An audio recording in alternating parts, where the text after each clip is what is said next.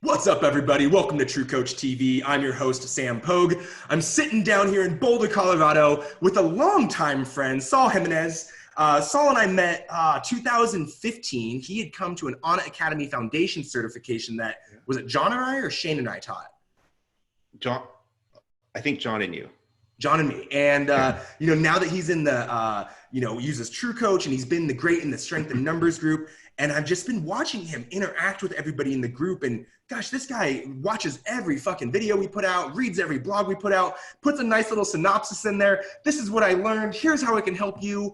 And I feel so grateful to have someone in here that wants to share so much, that's been through it and is now in the spot where he's the ultimate community guy. Like, he wants to help others, even though he's trying to figure out how to do it for himself. But as we know, and as you progress in life, teaching is one of the best ways for us to internalize and learn. And so I think that's part of why he's doing it, and really excited just to chat with him. So we're going to learn about where his business was at, what he's been going through, what he's done, what he's installed, what's worked, what's not worked.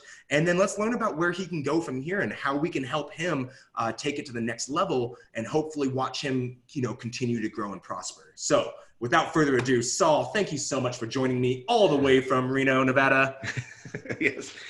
Thank you, Sam, for having me. I appreciate your time to do this. It's good. Yeah, man. I'm Tell the looking people a forward little to. bit about. Oh, sorry. I'm looking forward Go to ahead. learning a lot from this conversation. Oh, me too. Me too. I love doing these.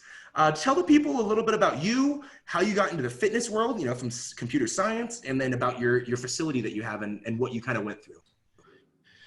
Yeah. So, I started out, when I was younger, doing more ski instruction, and kind of fiddled around in college for a little while, and then ended up moving to New Mexico and started teaching skiing, and then got involved with Outward Bound and river rafting and like that. And luckily, the ski school director was the head of education, vice president education for the Rocky Mountains. So he's a very talented person and still a mentor to me today.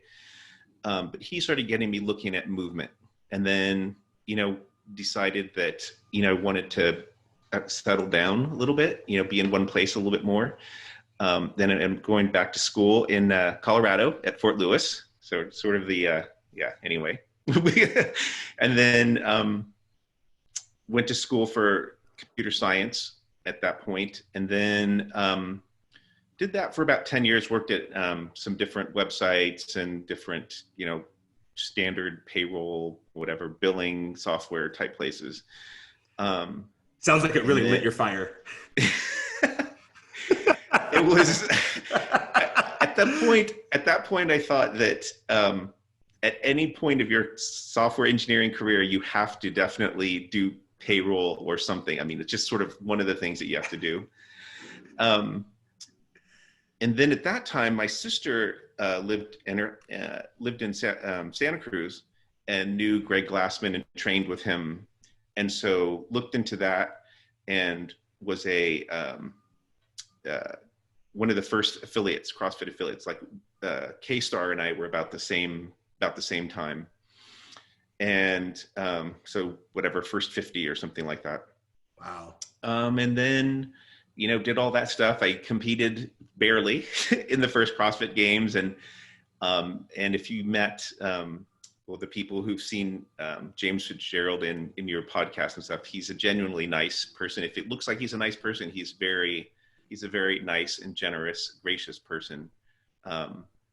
Even though his language is a little bit spicy sometimes, but I mean, when I was, listening to his podcast with you, it's like, he is really dedicated to people and their relationships, and that he's built his whole business around that. It's just awesome and super inspirational. Good.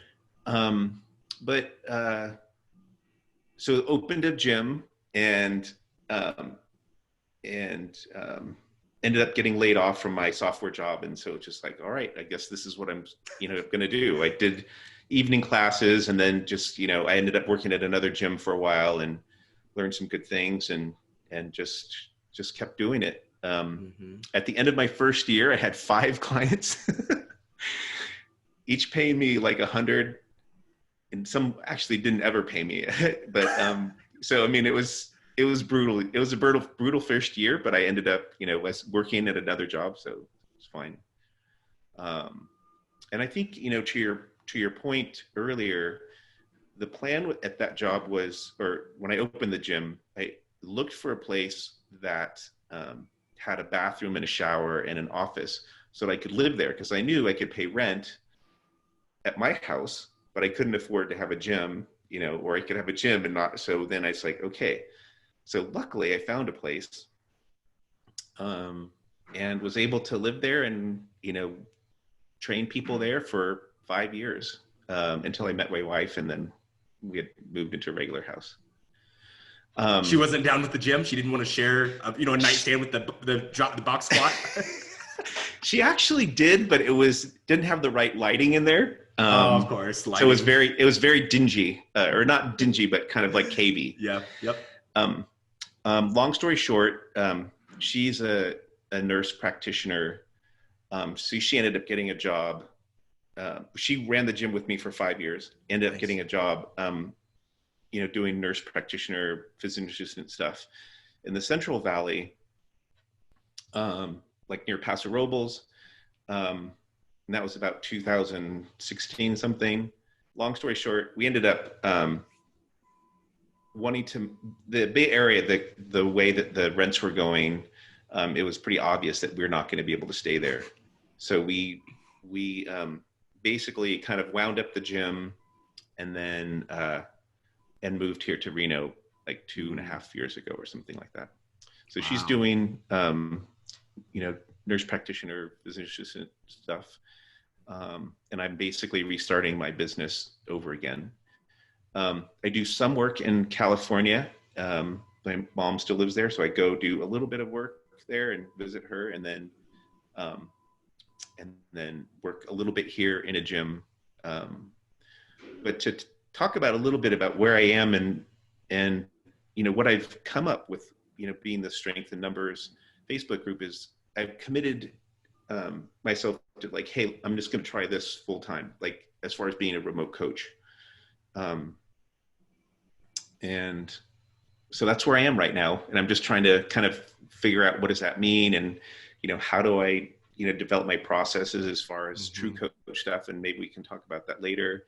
I have some helpers, some super awesome helpers helping me with video production, and, how do I feel like I can work my camera, but how to make it better, and how to make the lighting better, and, how to script, and how to all these things. So just doing all that stuff. That's, I love that you talked about, switching from going from California to Reno and starting over. And, it's tough. Starting over is really tough. And I did it a few times as a trainer. There was a couple times when I was training full time, I thought I was getting out. And so I kind of dumped clients off to people. And then I was like, oh shit, I'm not leaving, and have to rebuild back up. And especially when you move to a new city where you're not in your own area, you lose your local network. And that's like, for me, I grew up in a really small 17,000 person town. Grandpa was on like city council type of thing, and I was pretty prominent in the community. So you just knew people, right? Which helps, right? Like that, like knowing people really helps. And I've said this before, guys, being a good networker isn't just about how many people you know. It's about how often your name comes up in other people's conversations, right? You want other people being like, oh yeah, I totally know Saul, right? Like, oh yeah, he's coaching. Yeah. And you want them to know what you do. Right. And you want to make it easy for people to talk about you, to where it's like, oh yeah, Saul's, he does remote coaching. He's fucking awesome. Like, but he's also like a mountain guy. Like like a lot of it's geared around like helping me get ready for hunting season or get ready for summer hikes or whatever it is. But because he does it, he has a story that goes with it and it connects to them. But like when you move, you got to start that shit over, which is really, really tough. And especially when, like, I don't know if for those of you who aren't in your 30s and wherever, like making adult friends is way different than making college friends. And especially like I'm single, so it's a little easier, but like, when you're married and you got a whole thing going on, like you ain't going to the bar and picking up, hey, you want to be friends? Cool. You want to drink this beer? Right? Like it doesn't work that way. And so it takes more work kind of getting in there. And so you really got to appreciate, oh, where am I at? What do I need to do next? So as soon as you move to, Reno and you're trying to get this remote coaching business up and going, tell us about what that was like. Cause you've already done it to an extent. Like you've been in fitness for a while. Like, Oh shit. Was it discouraging having to restart? Was it exciting to restart? Walk us through that process. Yeah, I mean, like you said, when I left the Bay Area, I had like 12 years, 13 years, something like that in my gym, in that area. And, it had relationships with physical. I mean, I work in the return to play space. So I have a great relationship with a chiropractor, and relationships with, local podiatrist and a, PT. And, the way that the chiropractor that I work mostly, she communicates, has all these different people. So, I mean, like, she would just send me people that are the right people. So like, I didn't even have to tell them what I do. She would just say, you should go see Saul. I think you're ready for this. You're, out of pain, and this is the next thing. And then I would just go, oh, and we would just have a conversation about, what are your goals? And it would just like smooth as silk. And when I came here, I mean, it's just super hard to do that. So my strategy was, I like mountain biking. I'm going to help people. I'm going to help the trail building community. I like, helping people. So I joined this group called Tahoe Mountain Bike Patrol that goes up into some of the more popular trails and just kind of cruises around and, helps people. Oh, you gotta go mountain biking for the day? Oh, I gotta go to work? Oh, I gotta work. I gotta work today. I gotta go ride this super popular trail that everybody loves to mountain bike on. So I do that. I met one guy when I first moved here who does some amazing things for the community, try to help a little bit with him. And then where my wife works, she works at this place called Community Health Alliance, which is what they call federally qualified health thing. So they take care of underinsured or uninsured people. And so one of the physicians there, the pediatrician, has this thing called Healthy Life program. And so they get together, once a month or something, or once a week. And I do like a little exercise thing for them, and they, have coaches from all over. So you volunteer to do that. It's like 15 minutes of just movement.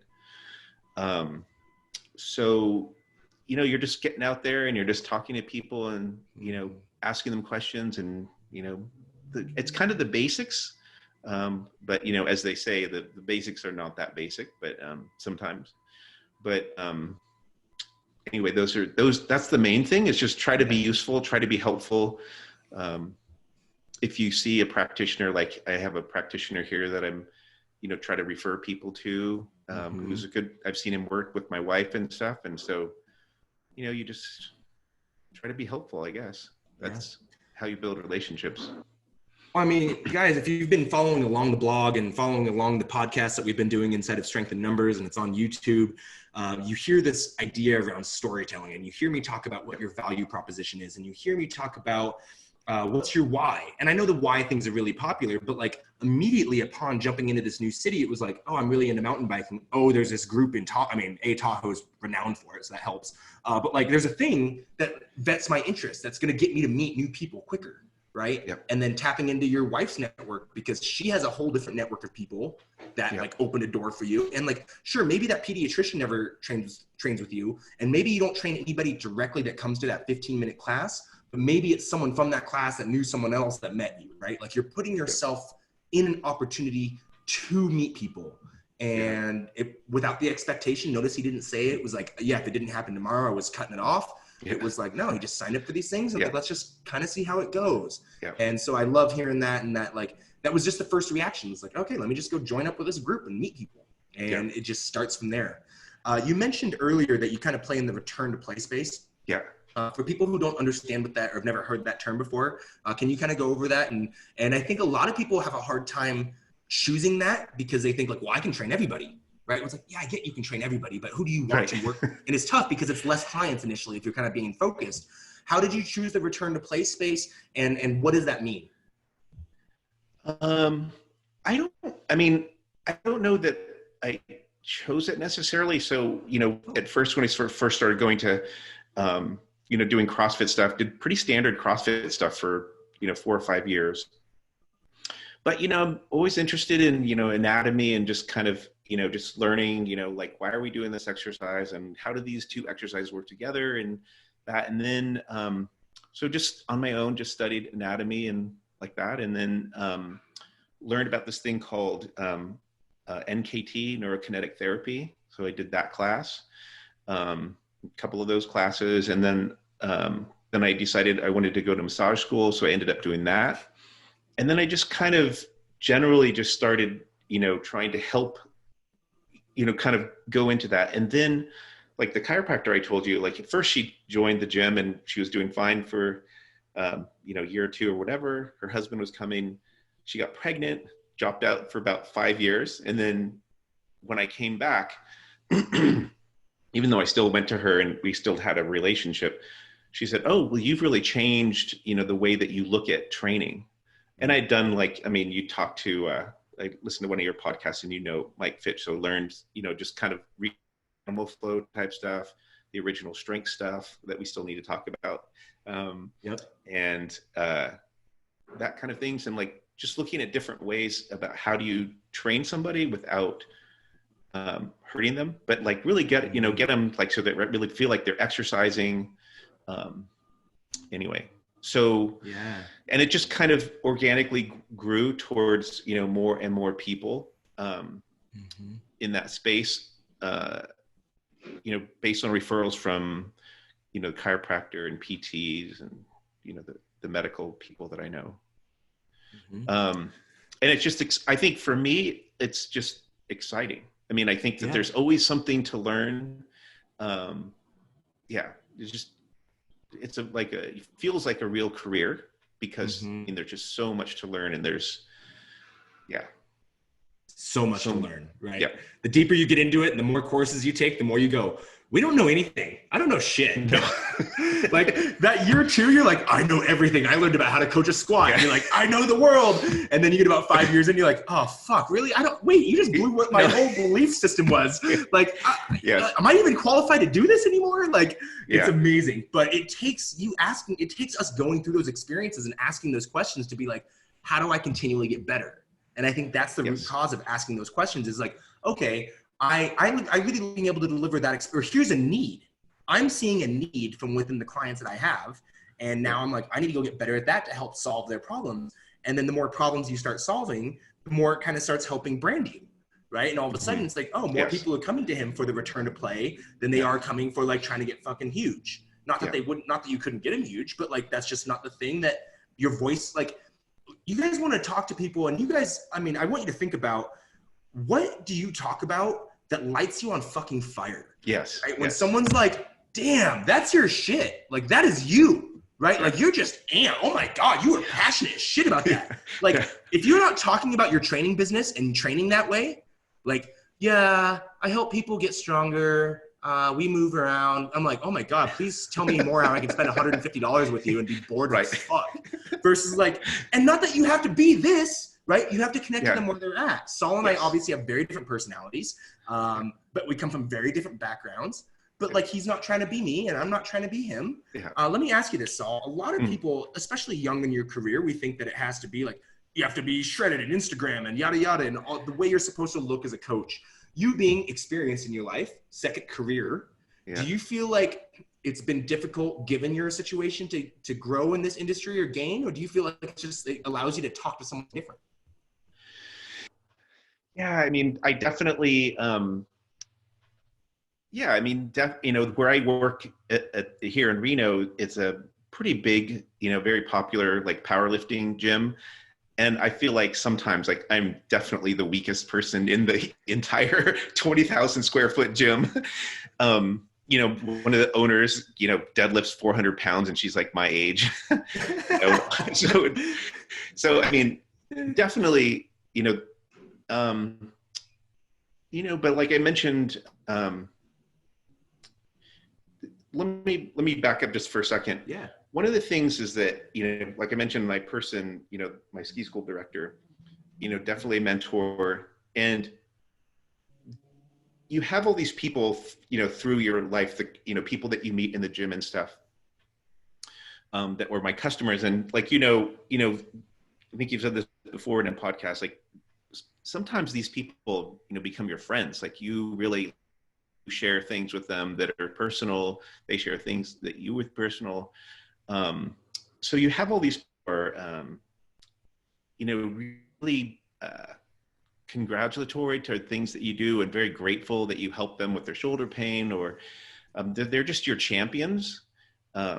So, that's when you bring in, when I go into this new situation in this gym, you bring that with you, and for sure you feel, weak or whatever. But on the other hand, you have to trust like this, the husband and wife that run this gym, they've been doing this for 30 years. They're international level powerlifting coaches. Like, you have to trust them that they know what they're doing and that they see a fit for you. And I don't. So part of that, for sure, because I do return to play, and I think about movement a lot, and the classes that I teach there, not that well attended, kind of killed off a couple classes, because it looks like, hey, you're just focused on movement and stretching and downward dog or whatever. But it's like, no, I mean, like, I feel like, my main goal is to get you deadlifting, but you can't control your back now. So you can't, like, I can't really coach you because you can't even get in the position that I want you to get in. So I think on the other hand of it, the one part of it is, yes, for sure, the Instagram, all this, the flash and all this other stuff. But a lot of it is just not me, So, and because, like, I'm, nearly 60, that's what you learn. You learn what's you and what's not you. Yeah. And you have a lot of, I think what you were just talking about, I think really speaks to me, in that if you just be you, if you just are passionate about something, people will gravitate to you, because, people don't, like, really, smart people, really competent, really successful people, they see, like, they're managers, usually they're leaders. So they know, it's like, well, this person, they don't really know what they're doing. It's okay. I kind of know what I'm doing, and they're going to learn because I see that this person is learning and changing. So it's okay. Because I know that, it's going to be successful. So if you attract people who are passionate about what you do, and then they will nurture you and guide you and be, around you, so that you're, feeling like, yeah, you don't know anything, but it's okay because you're learning things. And like, just like you said in the initial email, you just do you, and it'll be fine. Yep. So, and also I know it's like those days are gone. I mean, it's like, I don't have the hormones anymore. I don't really have the work ethic. I have a decent diet, definitely getting more fit, now. When I was running the gym full time, ironically. And so, yeah, I mean, I hope that answers your question. Yeah. I mean, I don't think that, I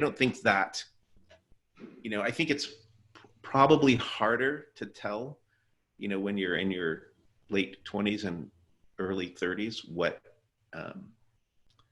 who you are necessarily, and how, for better or worse, right? For better, for worse. It's tough. Yeah. You have to unapologetically be that person. But until you're ready to be that person, it's really hard for you to put yourself out there in a way, especially digitally. That's all you got. You don't have the, like, I've been in the community for 20 years and you know my dad, my mom, my sister, whatever. You only have, like, how do you make me feel when I read your blog, or how do you make me feel when I, email you or text message you or whatever that is. And you kind of just got to be comfortable with it. And I really wanted to, make sure that we look at, like, hey, it's not like Saul comes to this with any special advantage by any means. He's just like everybody else building a business, right? And you're coming in to just, the secret for you is you're willing to be a beginner all the time, right? Like, I don't know anything about that. I'll go learn. I don't know anything about that. I'll go learn. And that's the secret sauce to life, I think. But, for you, talk about this with us. You decided, I want to be a remote coach, okay? And you weren't doing it full-time remote. And so now you're kind of like, I got to learn. Right. And so now you've kind of been in this group, you're getting a bunch of content flushed at you, but you've been going to courses, a lot of people, you've been pounding through my other podcast, so like you mentioned, Mike Fitch. what was your mindset coming into wanting to be a remote coach full time, and how did you attack learning? Ooh. Yeah, I think I'm probably, I would say probably more of an intuitive person. So I'll just kind of follow what seems interesting. So, when we got the invite to do this strength in numbers thing, you're just participating in the community and, but honestly, I was really struggling. I was, well, the place in California, is not, they're closed. I worked at a country club there, or like a swim and tennis club, whatever. They're wonderful. They, paid me when I was not there. It was only coming once a month. But I think through this thing, it's been more and more apparent. It's like, this is the new normal. This sort of thing is either going to happen more, or it's going to be at least another year, or, whatever. And what happened is that, because of reading the strength in numbers thing, I wrote some things down about like, well, here's how I'm going to succeed. And this is partly from Jill, which is, I think Jill, that was her name, right? Mm-hmm. Yeah. So, she said, first, take care of yourself, make sure yourself, and then take care of your people. So I said, oh, I'm going to write an email to my, my old list of my gym was called Mad Dog. So Mad Dog members. And I said, I'm just going to throw it out there, that let's have a Zoom, happy hour. We used to do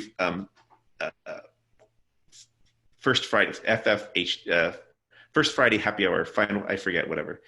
We used to do these Friday afternoon barbecues. So like, hey, let's do that. Anyway, so we do those things, and started just kind of, getting in touch with older people and just saying, now people are spread out all over the country. People have gone to wherever. And I got some replies from that. I have one person in the Bay Area that I'm helping who just got, surgery stuff. He said, oh, nice. Thanks for the email. I've been meaning to contact you. And then another coach, he said, oh, I've been having some trouble with my shoulder. And he lives in Washington now, Moses Lake. Oh, wow. I live, so other people just kind of spread out. And even now it's funny, I'm online or doing a Zoom training class with my sister-in-law who lives here in Reno, but we have no place to go. So, so how did I tackle that? I guess, I just got into those videos, and one of the things that I have a kind of a co-working space in, and they have a program now they call it Cotivation, which is like, everybody get together and have motivation together, and we work on a project for 6 weeks. And one of the things I found through that is that I get easily distracted. Like I can easily go down like, hey, I want to learn bullet journaling. And then I listen to like 40 bullet journal, videos or whatever, instead of just sitting and doing it. So what I've found over the years is that I just said, look, these people are given pretty good information. I know, Mike Robertson, I'm a huge fan of his. I always want to call him OPT, but James Fitzgerald. Uh-huh.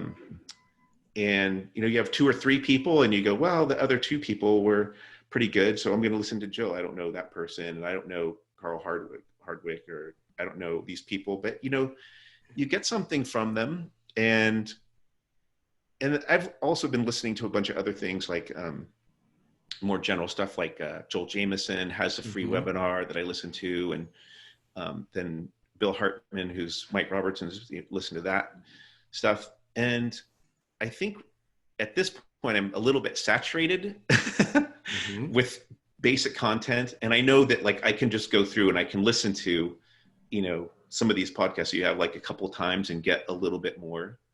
But what was the guy that did the powerlifting, the barbell logic? Matt Reynolds. Yeah. Matt Reynolds. It's like some of his stuff was also good in that, like a lot of it was validation, in that like, oh, mm-hmm. I think that, and like, like I don't want to train athletes. I have no desire to train athletes. It's like whoever else is out there, I'll just do that because they like, yeah.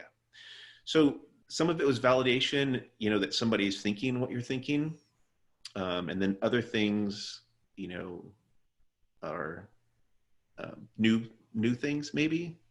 Like our talk earlier about, you know, the sales funnel and stuff, like, okay, yeah, like, you know, that stuff I don't really know about that well. So I guess, I don't know if that answers your question. I think I saw some good content there, you know, kind of, you know, listened to it, looked around, and then all of a sudden,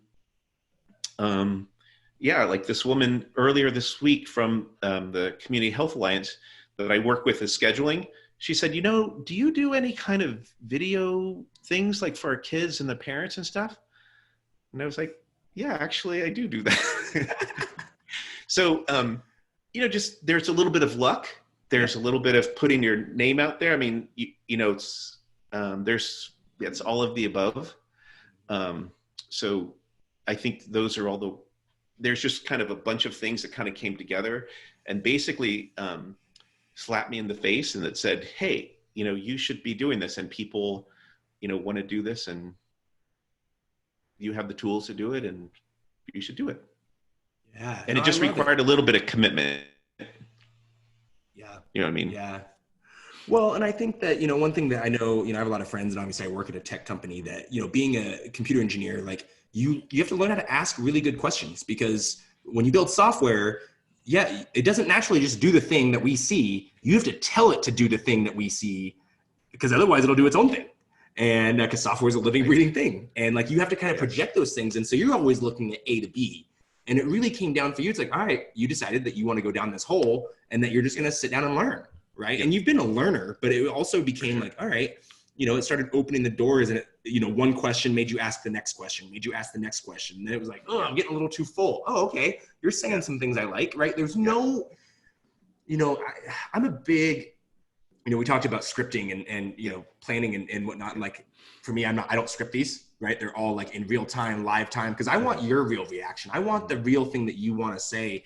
And I think that's so important that we got to start looking at in our own efforts of learning, right? Like, how do we learn? What's the best way for us to learn? And how do we start asking? Because you're only going to start asking the question when you start getting fed up of where you're at, right? Like, yes, you have to look at like, ooh, this is not going well. How do I get it better? Right? Like, like that's the only way to do it, because otherwise, if it's not a pain point, your brain is not going to prioritize it. Right. Yeah. And I think that, you know, for me, you know, it's great to have a paradigm, and it's great to have a way of looking at exercise. I mean, this is what's great about, you know, the interview with James Fitzgerald. You know, he's like, you have this paradigm, and he's talking about programming, and, you know, you have this context, but also it's good to be like, just take a step back from that and go like, is that really true? And I think part of that, you know, is a habit. I think they're developing this sense of questioning and saying like, is that really true? Like, is that person's shoulder really healthier because they can do this and do that? And then, you know, or can they do like a press, and can they do a muscle up? Are they done? Maybe. Like, let's see some other things. Like, let's look at and see what, you know, what the function of the shoulder is and what you're trying to do with that shoulder, and et cetera. So, you know, I think that, so I'd like to, you know, if you don't mind, I'd like to ask you a question about, of course, TrueCoach, because I think in some ways, like, TrueCoach is this really great, you know, platform, and so, but, you know, for my computer science life, it's like basically software, it just automates your process. So like, if you have no process, then it's like, it's just whatever. You know, you're just kind of getting like, sometimes it takes you 4 hours to program. Sometimes it takes you 10 minutes to program. And it just kind of sort of reflects back to you, you know, and I don't mean this in a bad way, but your maturity, you know, your maturity as a coach, you know? So for better or worse. Yep. So I think that, I guess my question for you is like, where do you see, you know, TrueCoach as far as like like you talk about being, TrueCoach, what is your brand? Like, what is your, 40, 30, 20, 10. And the reason I asked that, because as a former business owner, like I see within, I don't know your CEOs and your C-level people, but, I know you, and I know the, Hannah and the other people who do this stuff. They're great people. And like, how do you see, like, how would we flip this over? And if I was just meeting you at a bar and I said, hey, Sam, like, what do you do? And you'd say, well, TrueCoach. And like, how would you tell me, as you knew if I was a trainer, like, how would you tell me, oh, how, and then we have a solution for that. Because it's not a spreadsheet, right? It's not, I mean, you're not a fancy spreadsheet. I don't see. Yeah, 100%. So, typically when I'm talking about it, if someone's like, because that's the most common question we're ever going to get asked, what do you do? Right. And, it's like, oh, I run marketing for a digital platform that allows trainers to train more people in less time. And it's like, oh, really interesting. And if they're a fitness person, then it's like, oh, what's that look like? And I'm like, well, it gives you the opportunity to, you to build a workout in a digital platform, like on your computer. But your clients get a really amazing experience. They get to digest the workout through video. You get an opportunity to interact and send them messages back and forth in video. But the great part is it allows you to scale. So you're able to train 150 people in a month without having to send an email every single time they need to get a workout. It tracks how often they finish the workouts. There's a dedicated spot for you to house all your communication. So it really takes all the, the running around. Like, Eric Cressy uses Excel still, right? Like Joe Ken uses Excel still. And like, not that I wouldn't love for those two guys to jump on TrueCoach, and I love them both, but like, Eric's been doing this with 150 athletes a year for 15 years. So he has a system with Excel. It's okay. So the only value I'm going to be able to have is like, it does automate it a little bit for you, but like the effort for you to adopt it is going to be more than it is to use it. So, you know what I mean? Not that I don't see value in it. So it turns into like, there is value there, but like you've already figured out how to do it. You just had to figure out what the solution is. So the win for him to switch over is going to be lesser than someone who's like, a lot of people get into remote coaching and then all of a sudden it's like, oh, I've got 20 people. Holy shit, it takes me 70 hours a week to do 20 people. How am I going to ever do 50 people? Right. And it's just like, and then it's like, let alone if they're charging the right amount to do it, where you're like, God forbid you're actually making the money you think you should be making to do the work. And so, it really, it's, I really want to explain it as we're a solution to help coaches. Right. And inevitably coaches, the only way for them to make a career out of this is to stop trading the dollar for the hour, right? You have to get out of exchanging that dollar for hour exchange. And remote does provide that opportunity. And so, it now provides you the ability to work with someone that's not in your local cadre, which is where trainers were limited. You were only within a 3-mile radius of your spot, to where now we have direct access to consumers. We no longer need Sears to get our product in front of consumers. Right. And in fact, we're looking at it. JCPenney just filed for bankruptcy yesterday. Sears did 2 years ago. They're down to 480 stores. This will take Sears down, which is the longest standing brand of all time. Right? Like, I mean, the Sears Roebuck catalog, right? Like you mentioned, almost 60, like that was a thing for you, right? Like that was the catalog. That's what, you fucking marked your Christmas things that you wanted in there, right? But you also bought the couch and the everything, right? Like all the things, Sears was the thing. But we also watched Blockbuster get taken down. Where now it's like, wow, I have an opportunity to build a personal brand. That's where we're at now. We're in the knowledge era. You have a personal brand that people are paying you for what you just know, right? They're not paying you to be a 22-year-old that listens to trap music and wants to, They're paying you, it's like, damn, you're like me, but you're like almost a 60-year-old dude that still mountain bikes in Tahoe. But like, shit, I can't even get off my couch. How do I get off? You know what I mean? And that's where they're going to relate to you. And you have the ability to now put yourself out there in a way that you don't need anybody else to support your business. And TrueCoach gives you the opportunity to deliver an experience you feel value with, right? Like that's the hard part with coaching, is that like, it's not personal training. Remote coaching is not personal training. I don't get to work with you. I don't get to palpate. I don't get to touch. I don't get to like give you a good game SWAT at the end of our session, right? Not that I would do that because that's HR rules, but like, if I could, but so all we have is the remote, but like, dang, it's really inauthentic, right? We just came from personal training. So it's like, personal remote, it's not personal. I lose that touch. So how do I still deliver a badass experience that gets me paid that also delivers an experience worthwhile, because yeah, I mean, how many people are probably realizing that $100 a month is not going to get it done, right? You're like, yeah, $100 a month per client, like no way. If you're offering anything other than a standalone, here's 12 weeks, go for it, which is a great business model to have, right? But it needs to be a part of the funnel, right? Like we can't play the Walmart game, right? Because we're not Walmart. We can't play the volume game. Doesn't mean that we can't use it as a strategy, but TrueCoach gives us the ability to like, yep, you don't have to be here, but I can give you an amazing experience to hit those goals because you resonate with me digitally, right? And it takes away the need to like, yeah, we're not here, but it's the closest thing we got. Because it's only going to get better, right? Like we're not far off from AI to where, you know, beam a fucking hologram of you in their living room and train them. And it's like wearing a wearable to where it like, oh, you're out of form, and it like gives them a jolt or whatever that looks like. We're there, right? Like technology wise. And so, yeah, it really is, you know, I really try to cater it to like, you know, what's the pain point, right? Like if I pigeonhole myself in that conversation to where it's like, this is all we did, well, then it's like, well, that doesn't solve my problem. Versus like, I don't want to talk about the way I say it. I need to hear how you want to hear it, right? So the same thing with your clients, right? It's like, it's not like, I'm talking deadlifts and ground-based quadrupedal movements, but like, we're not. Like, I'm telling you about how to get rid of your low back pain so you can garden with your family. I'm telling you about how you can like stand up for 8 hours in a row and actually like go to Disneyland with your grandkids like you really want to. We happen to use deadlifts. We happen to use body weight movement. We happen to use and care about the anterior sling and the posterior sling and tissue resiliency and mobility in the fascia. But like, that ain't why Grandma Betty showed up to your door. She didn't give a fuck about her fascia, right? She was like, my shoulder hurts, right? Like, great, let's go get that better. Right. So, yeah, it's just, we just provide the tool to help make sure that you don't have to worry about the operational end, but we can deliver the experience you want that gets you paid at the level that makes you money. So what do you think would be like, if you were to have like a,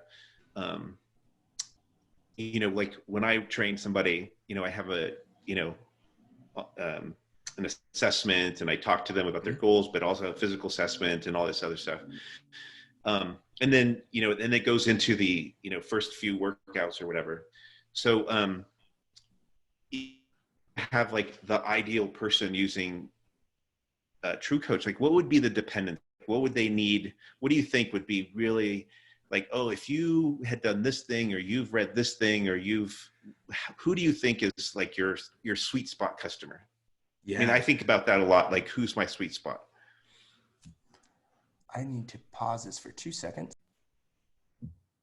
Okay. So yeah, great question. You know, and this is tough because, you know, I know a lot of people are thrown into a spot where they didn't get to choose. But, you know, as we've experienced, remote coaching is different and it's not for everybody, right? Like as much as I'd love to train my mom, I don't want to train my mom. I love you, Mom, but I don't want to train you. It would be really difficult to train her remotely, right? Like they don't have Wi-Fi at their house. So their signal's going to be really spotty. I bought her an iPad a few years ago and like Wolf iPad, and she's like sitting here with the phone down here and it's like looking at her chin. I'm like, Mom, can I see your face? Like, can you put the phone in front of your face? And she's just like, what? And like, I'm trying to see your dad. It's like upside down. I'm like, it's tough because she's not that technologically advanced. And so like, when you're doing a remote session, like you kind of got to be, especially if it's live, like, hey, Saul, I need you to tilt the screen down so I can see your feet. And it's like, or, you know, like if you're working with a brand new person who's never moved in the gym before, and let's say you're an original strength coach, do you know how to, in written words or through video communication, help them understand spinal position in a quadrupedal setting, right? Like, you better have your teaching pretty well locked in, right? When I came to TrueCoach, I totally was expecting to coach a lot of movement, right? I'm going, holy shit, teaching a kettlebell swing, and I've taught thousands of people to do kettlebell swings, like teaching a kettlebell swing is really hard to someone in front of you that is knowledgeable about their body. Now put someone not in front of you who's never used a kettlebell, doesn't know how to use their hips, don't know how to use, you know what I mean? All the variables, like, are you a good enough coach to explain them how to do a kettlebell swing through written words or through video? Like, you better have your coaching on point. And then it turned into like, oh yeah, like I started asking questions and coaches were like, we need clients.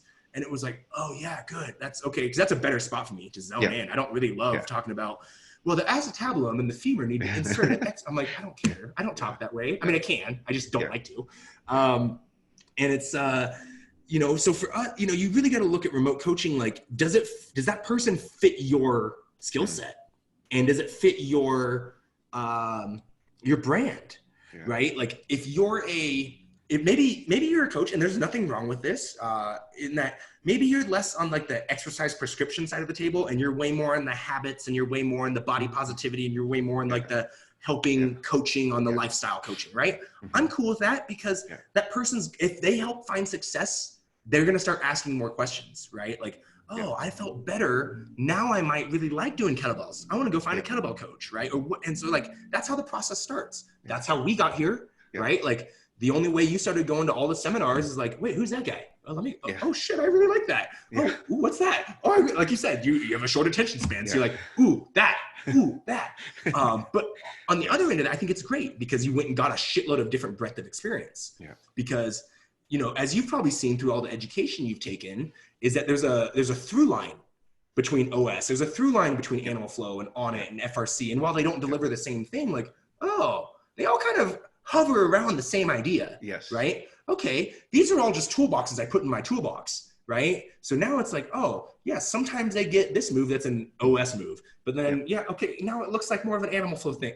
Now it looks like a durability thing. Like, I don't care. It just is the thing because it matches the way that you do things. But you also have to match the person to what they need, to where you're going to do really well explaining things to people who use their bodies in an outdoor fitness setting, right? Like that mountain biker does not give a shit about powerlifting, nor is he going to train like that. So it turns into like, hey man, like, you know, when you're at the end of your ride and your legs, like you're trying to just coast down the hill and like just holding yourself up out of the saddle, like your legs are shaking. Great. We got to get some better tolerance in those quads. So yeah, these bear squats are going to really suck for 60 seconds, but yeah, you know that burning in your quads? Is that kind of the same thing about pumping up a hill? Yeah, cool. Right? Like that now it became like, bear squats, which suck, turn into, applicable thing for that mountain biker. Right? But it wasn't like, well, you know, the VMO attaches into the medial side of the hamstring. And when you get X amount, like, it's not that at all. Right? So it's really about meeting that person where they're at. And does that meet where you're communicative? Right? Like, are you going to communicate really well to the 22-year-old that's just like trying to like get fucking shredded? Not that you couldn't add value to them, but now not only are you not communicating this way, but it's through a different medium. So is that client the best person for you? So on top of movement and personality, you got to look at, is remote coaching, is that person the best person for you? Right? Like, and does it fit your brand? So if you were training a bodybuilder, not that you couldn't do it, you have enough knowledge to train someone for a bodybuilding competition, but like, how much work would that take you to train that person outside of all the other people that you do? It's like, oh, my brain, you care about like joint angles and volume of these things. I don't care about, so you're trying to change your whole thing. And now it's like, dude, it takes me 7 hours to program for you, right? Like it takes me 45 minutes for that person, right? Because you know what I mean? And so like, now that person, they're paying the same price as everybody else, not a good fit for you, right? Or someone like, if they're brand new and you're trying to teach them dynamic effort box squats and how to set up the pins and the bands, like that might be really tough to deliver through that experience, right? Versus like, oh, I've been powerlifting for 10 years. Like I have a squat rack in my house. Great. You're doing dynamic effort box squats today. Cool. Right? Like how much tension do I need?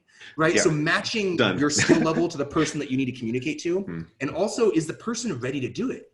Right? Like there is less, you know, when you're training in person, there's that person who walks in and you get to watch them walk in. I think that's the best part about in-person coaching is you get body language and you get to watch them walk in the door. Right? Because when your person walks in just like, fuck, like, okay, they had a hell of a day. Right? Like what's going on? Like, oh, I had, you know, whatever it is. Like, yeah, we were supposed to max our squat today, but we're going to do like a recovery day. And they don't know the difference, right? That's the beauty you have in person. You don't have that online. No. So if you don't, like, all of a sudden that person just entered a skill set that you don't have and you don't have the tool to give it to them, right? Like how many coaches were preaching mechanical stress and progressive overload and linear periodization and then got in a spot now where it's like, yeah, if it's not maximal loaded or if it's not, you know, tension, like it's worthless. And now you're like, but like glute bridges in your living room are totally still cool. right? And you're like, wait, that doesn't line up to the message you've been telling me all this other time, Yeah. right? Like, so making sure that, because everything works, right? What's better, 8 sets of 8 or 3 rounds of 60 seconds? I don't know. Yeah. Yeah, sure. Sure. Things. Maybe, right? Like, yep, stuff, right? Yeah. Like, is your meat sack working? Cool, right? Like that, I don't know enough questions, right? So you really got to know, like, is that person ready to work with me, right? And, you know, it's tough to, you know, when you're young, it's tough to be a trainer because you have to get enough clients to fuck up enough sessions to learn what you're bad at to get good at it. Well, in order to do that, you got to sell enough sessions. Right? And because it's really tough to be a 22-year-old kid. Like, I need you to fill out this application to work with me. I'm like, no, man, that person's signing up for you because they just want to have fun and do fitness, right? Like, they're not signing up. You don't get to sell reputation yet, right? Yes. It's not until you get to build into where it's like, oh, you've helped a lot of people with return to play, to where it's like, you get to sell reputation. Like, I've helped this person. I've helped this person. I helped, like, oh, you just had knee surgery and you still want to mountain bike this summer? Great. Here's what we got to do to get there. Hey, you said, do you want to mountain bike with your buddies this summer? Yep. Okay. Well, then you sitting on your ass on the couch is not going to help you. Okay. Right. Like, you're able to penetrate them in a very different way than I am. Whereas, like, that's not my message. I don't mountain bike. Like, I'm going to be like, I mean, we got to get your legs stronger. But like, my legs are strong. I mountain bike up Tahoe. Can you mountain bike up Tahoe? I'm like, no, I can't even walk up Tahoe. And so, you know what I mean? And it, like, does that person line up with you? And I think that's so key. It's really tough to hear this as a young coach, I know. And it really turns into, like, okay, if you are that brand new coach that doesn't have a lot of experience, who are you best to work with, right? So that's why I always talk about what's your story, because I'm not saying that you have to have 30 certifications. I'm not saying that you have to be super mechanical stress, progressive overload, and preach the fucking Bible. I need you to know yourself well enough to go, hey, this is what I've been through. I love mountain biking. I really, like, I wanted to get into fitness because I want to keep being able to do it past 60. And I've been going to all these certs. I've actually been to 20 certs just trying to figure shit out and and they're like, really? You've been to 60 certifications trying to do this? Yeah, man, I don't know. Right? And they're like, oh, damn, I would love to learn something from you. Right? But like, because the game was about you guys being mountain bikers, not about you being like Mr. Raw fucking strength guy. So if you're the 22-year-old kid, like, you got to play the game. Like, hey, what do you want? Like, hey, I'm going to help make fitness. Like, if you ever had a bad relationship with fitness, I'm going to help make it fun in a way that you've never experienced before. That's what you got to offer. Or you've got I actually became a trainer. I quit my accounting job because I was so inundated by busy week and stress that, like, I was really treating my body terribly. And then I started working with a trainer that showed me all these things that, like, it fixed my stress. And then like, I decided, like, I can do this. So that's your story, right? You're going to help probably like, I would target all accountants. If you came from being an accountant at a big 4 firm, that's like, I hate my life, to where it's like, go target them, because they're going to go, you know what this is like. You know what it's like where you've eaten takeout 19 days in a row because you've only been working from that office. It's not even your office. And, you know, and you had to drive 2 hours to get there. And so it's like, you have the game where, like, you can directly connect. So when you know your story, it now no longer becomes about the exercise. You get to play the game around, hey, this is what I did, right? Like, I love study. I love research. I don't read a ton of research. I let other people read research. But, like, you know, you listen to any of the leading researchers, right? The Mike T. Nelsons, the Adam Bornsteins, the Mike Ormsby's out there, who, like, they all very much validate N = 1 is still valid. Right? And for those of you who don't understand that terminology, meaning there wasn't a 15-person sample size to say that this method worked with a fucking clinical study. It meant that strategy worked for me, or that strategy worked for that person. Okay. Right? That strategy works for that person. I don't give a shit. Did they get to where they wanted to be? Yeah, cool. How you got them there? I don't give a shit, right? Like, did you struggle from binge eating and then you got them to do walks every day, and your thing was like, I'm the walk coach? Dope. Right? That's it. Exactly. That's awesome, right? They lost weight, right? Like, my buddy Andrew Deutsch runs a gym in LA called Nerd Strong, and he lost it, unfortunately. And I love Andrew. Andrew comes from being a creative director at an ad firm, and he was a big gamer. He loved, like, Dungeons and Dragons and playing games like that. And he had a friend who wasn't into fitness, and he was, like, trying to bug him to get into shape. And Andrew wasn't a fitness guy, but he liked to work out because he did it for him. And he was like, hey, man, come over. Let's play Dungeons and Dragons. And he's like, yeah, okay. So he brought his buddy over. And he's like, hey, but we're going to work out first. All right. And so they go out into his garage, and he said, all right, And he made these cool little pictures and put them on the wall. He's like, there's 5 goblins. To kill a goblin, you got to do 5 squats and 5 push-ups. And after 5 minutes, 5 more goblins come out if you don't complete it. And he gamified the experience. Well, he's in like Studio City area. And so like all of his members were like the writers for Marvel and DC and all the production aides. So, and then Andrew's an artist as well, to where he has a full gym experience targeted towards nerds. But it's fucking storyline around, this one's around Harry Potter. This one's around Marvel. This one's Black Panther. And like, yeah, he might do a bayonet strike with a mace, but he calls it the Marvel. And I'm like, what a dope idea. Yeah. Right? Like, how cool is it to watch a bunch of people who don't like fitness to gravitate towards something that is like, oh, this story arc idea around something they give a shit about is like, oh, that made it fun.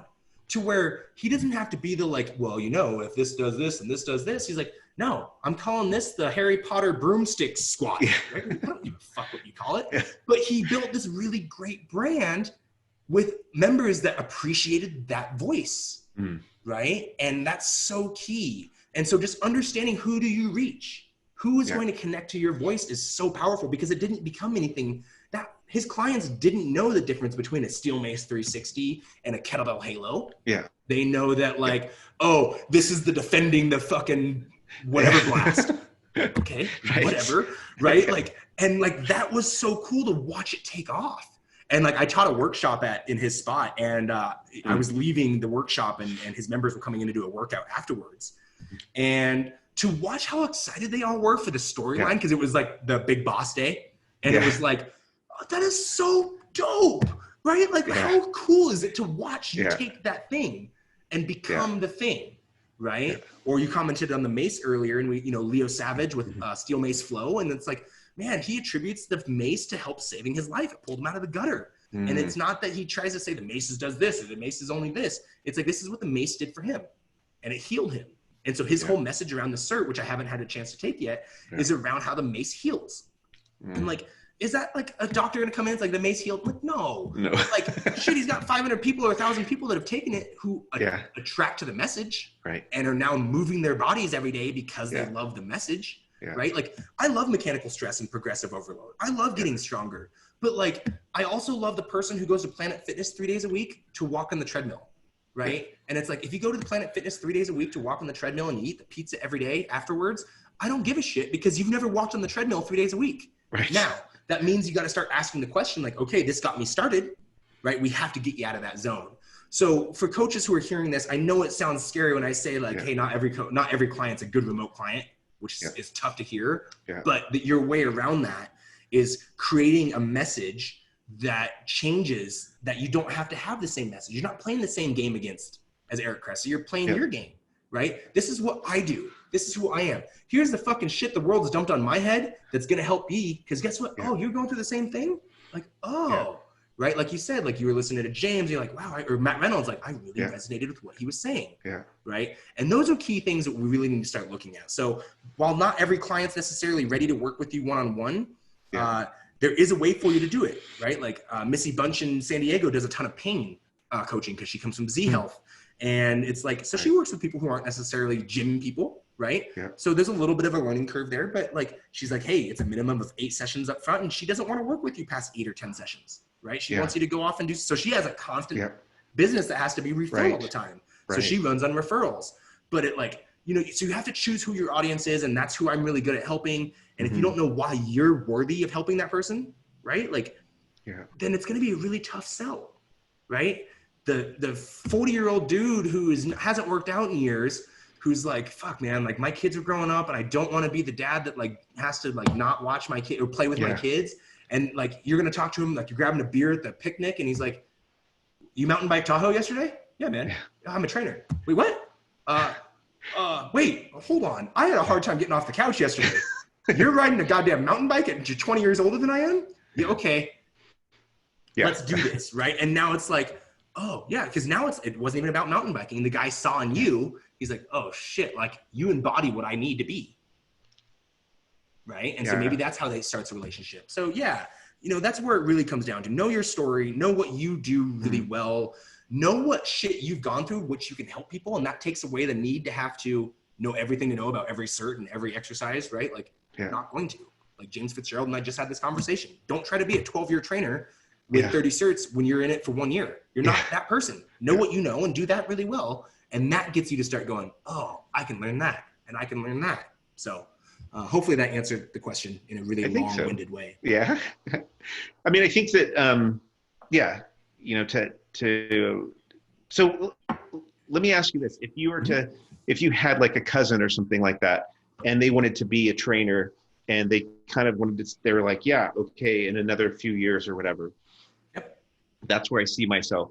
Like, would you say, why don't you just go out and listen to these 4 people and see which of these areas seem interesting? Like, if you were to do that, like, who do you think would those 4 people would be? Like, it's, like maybe like a programming person, I mean, whatever. You just, like, if somebody was to say like, okay, training 101, and it's a breadth, like a college breadth course, like, who do you think who are the people that inspire you? Who do you think it's like? Yeah, that's a great question.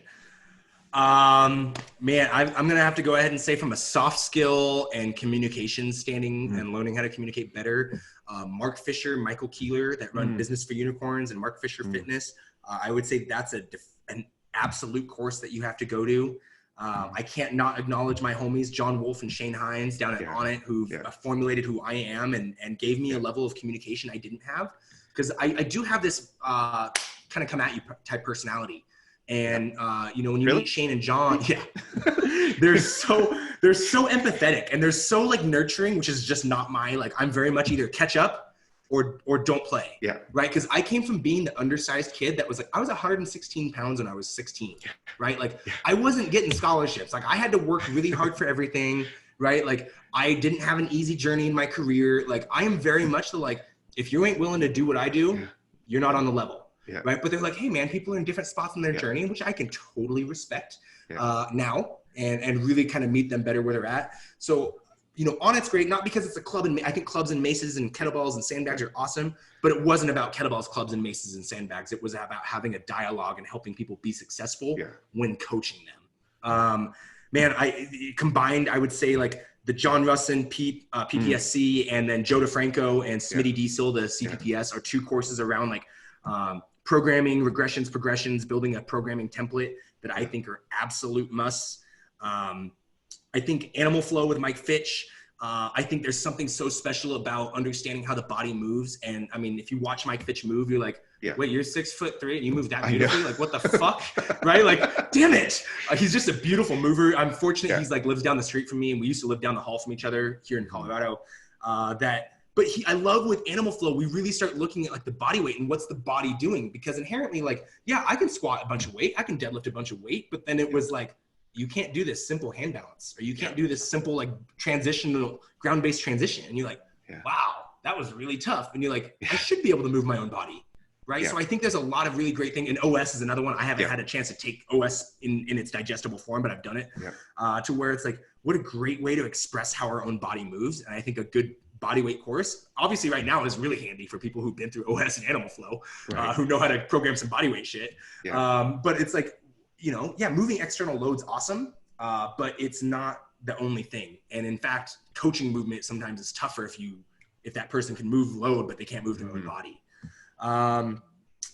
Let's see, who else is really big out there. I really loved the OPEC CCP course. I love Jim Crowell and James, and it was a business in a box, right? They gave you everything in one setting towards how to market, how to run a business, how to assess, how to do the thing. And I think that's needed, right? I don't come from that world of CrossFit. I mostly play in the performance space now. So my athletes aren't doing anything ever called a pain workout, but I don't train CrossFitters, right? If I train CrossFitters, you got to go do workouts that suck ass, right? Because CrossFit sucks ass sometimes, not because, death by burpees. Yup. Okay. Yeah. You got to get ready for that kind of shit, right? You have to have some random chaos. For sure. So I think there's some great things from that. I think that a lot of it is really coming down to who do you connect with? And I feel really bad, guys. I'm sorry. I just mentioned a lot of white males. Like Sarah Jameson, you know, durability up in Canada, Lucy Hendricks in Kentucky, right? Michelle Boland, Natalie Higbee, right? Amanda Wheeler. Like there's a lot of female coaches out there. I'm sorry, I just named off some courses that were just top of mind. What's her name? The one that does Girls Gone Strong? Oh, Molly Galbraith. Yeah. Yeah. Oh, she's awesome. She's awesome. Yeah. I'm so excited for her to have her own book coming out. Yeah. So it really comes down to like you know, I've had a cheat code in my career because I get to just take education because I like it. Yeah. And someone else gets to pay for it usually. Yeah.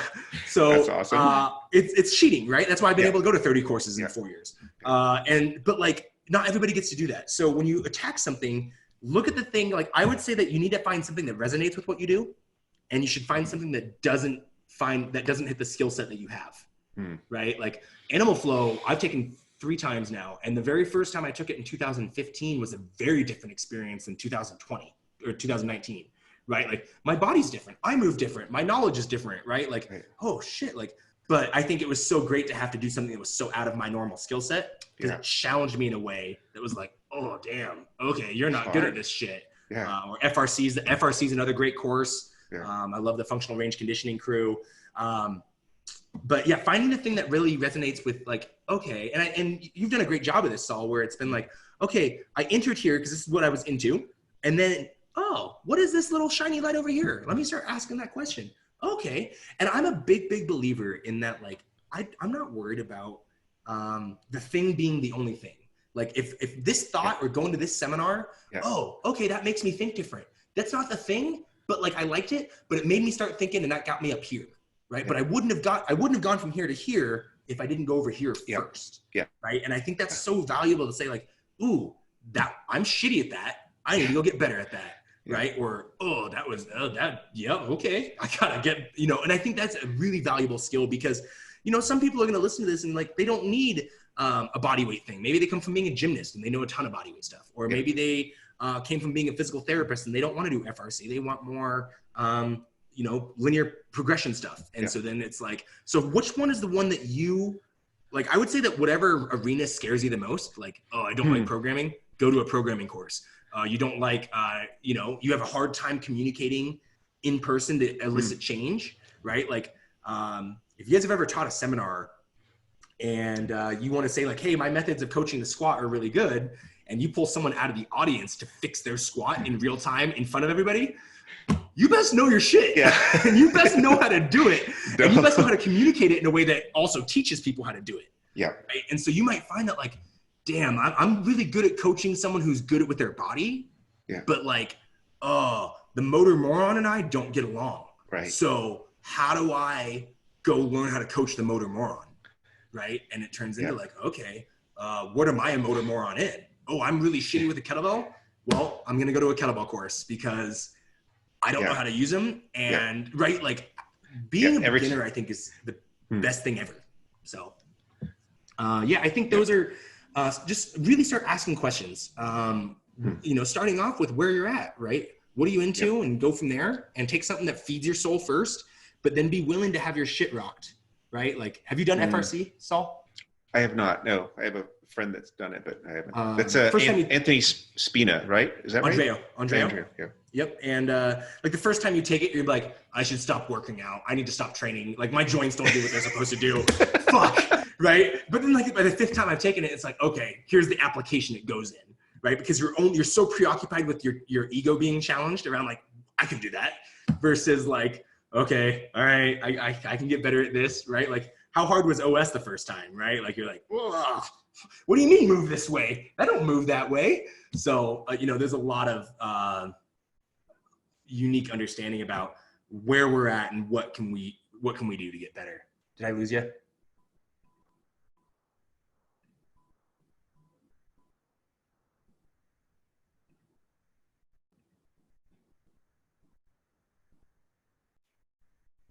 So yeah, just really being willing to be a beginner, really willing to look at like what I don't do well or what you don't do well or what the lacking thing is, right? Like for some people, like maybe you're really comfortable with where you're at in your training. Like I have the experience I want to deliver. I like the way I program, right? Not that you can't learn more. You're going to always learn more, but like, all right, training's not your low hanging fruit, go learn business, go take a sales course, go take a public speaking course, right? Like I came into fitness from coming from going to business school, like, and being that type of person. So like, I don't know near as much about training as you guys, right? Like I don't have 10 years of chemistry in my back pocket and understanding physiology. So I better go learn that shit. And cause it like, for me, like while I was okay in my setting at 24-hour fitness, if I was trying to decide, do I want to make fitness a career? Do I need to go back and get a degree? Do I need to go get a master's degree? Do I really want to be in this? And then it was like, no, I don't even want to be in this. I'm moving to Texas and moving out of the fitness industry. Right. And then it's like, oh, what's this audit company? And then, right. Like it changed, but like going to the thing that you just don't do well, I think is the best serving thing. Right. Like, you got to get better with your time management, right? If that's a linchpin of dysfunction for you, go do a course on time management. If you need to get better at planning, go learn how to plan. Like it doesn't need to be a certification. Like you got a friend who's really good with a notebook, doing a planner, go learn from them. You need to learn how to budget, go learn how to do a budget, right? Like go take the thing that you're not good at. And I think that if you do one thing that reinforces what you love and the thing that you like, and then you take one thing that like polishes the rough stone that you don't possess or the shitty skill that you don't have, you're off to a really, really good start, because you have to be willing to be aware that like, this is what I'm good at and I have to press the gas down. It's very Gary V. But then like, I also have to acknowledge like, I don't do that well. And for most people, that's going to be marketing and sales in the fitness industry. Yeah. So it turns into like, how do I go get better at that? Do I need to go learn whatever it is? So, yeah. Yeah, exactly. I think that's a good, I mean, I think that all of those things that you talked about are super important, but interestingly enough, they seem to all funnel around or kind of congregate around, knowing what your story is, and also being, like you said, just authentically just passionate about something. And if you can just keep working on those things, then, and practicing those things, whatever they are, that they will basically, the right thing will happen eventually. And like you said, it might not be in training. Yeah. It might not be, but it might be removed from that. But like, if training is the thing that got you into it, right? Yeah. Like, or whatever that is. But like finding it, like I want everybody to find the thing that fires them the fuck up, right? And that lights them up. Like you don't want to spend your days talking about reverse dieting, right? No. So why would you build a business around trying to do it? So you have to accept like, it might have a slow play, but like, is it fulfilling? And do you catch yourself wanting to make it better?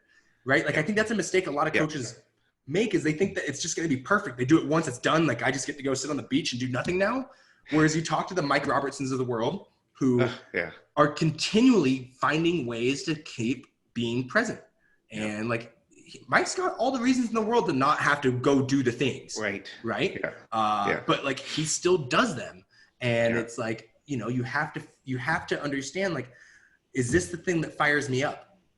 Right? Maybe you don't want to work with adult fitness. Maybe you want to go work with kids. So maybe personal training isn't even the thing. So you can go do your fitness thing, and maybe you work with a school, right? And you do like after school fitness programs for them. Right. And it's like, it's fucking playing basketball and dodgeball and playing games. I don't give a shit. Right. Like, so, but like, is that the thing that you really want to do? And then be willing to say, all right, like, where is this going? Because the thing that we all think is happening is not the thing that we end up doing, right? Like, you don't even work in the career you went to school for, right? You got out of tech, which in this day and age, if someone looked back like, wait, you grew up and you were live in the professional setting through the IT and the tech app era, and you chose to get out of it to go to fitness? Wait, what? Right? Like, right? Like, it turned like, no, because you chose, like, this thing fires me up more than that does. Yes. It did it. I like it. It taught me some shit. Like, it's fun, but like, it is worth it for you to go through this process right here. You're choosing to sign up to beat your head against a wall sometimes to go, how do I build this training business?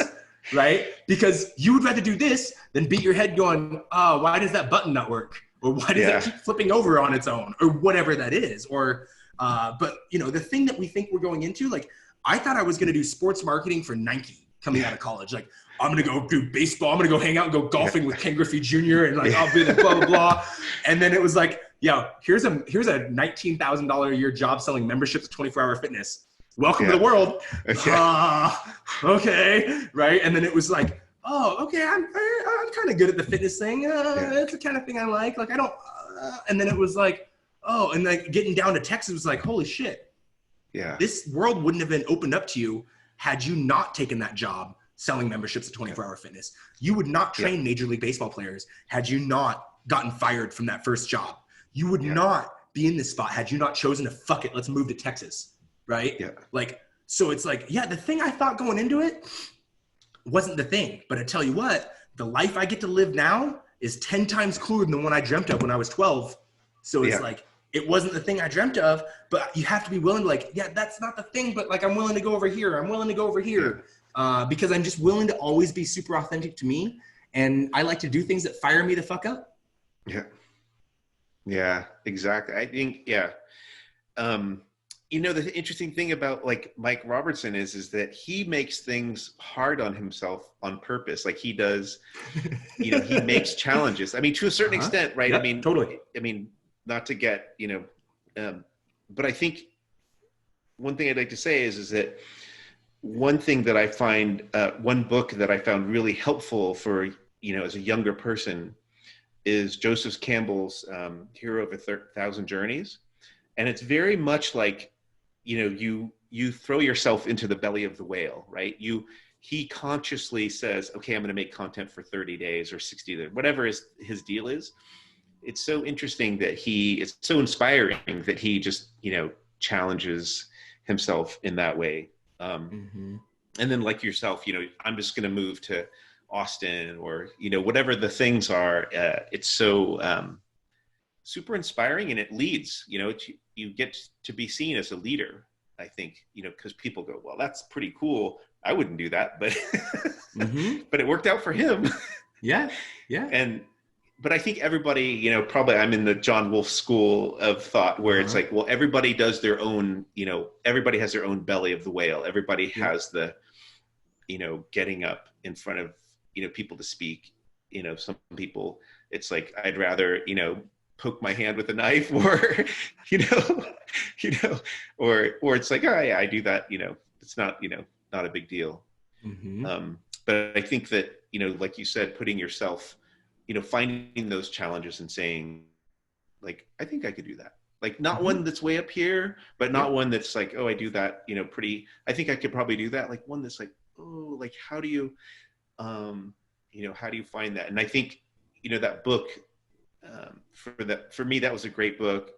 Another book was like Zen and the Art of Motorcycle Maintenance was a great, you know, right at the right time in my life of, you know, like, oh, okay, like this, it just gave me a whole different way of thinking, a whole different vocabulary about, you know, thinking. And those are some things that I think are super important for young coaches. And those books, I think were given to me. I don't think I chose them. I don't remember. I know for a fact Zen and the Art of Motorcycle Maintenance was given to me by somebody who said, I think you might like this. So I think it's hard as a young coach, you know, like, where do you get started? Like, how do you, you know, how do I find out who I am, and how do I, I think those things are super important, you know, to start that journey, because I mean, I hate to be the old guy that says it, but 60 comes around pretty dang fast. I mean, I still remember, you know, my daughter, who's actually a little bit older than you, you know, I remember her at 7 years and throwing her around and playing and riding the bike and all that stuff. I mean, just like that. And now she has her own kids, and it comes fast, you know, but these little things that you do, I think are super important as far as finding the challenges. I mean, the way that the world works now,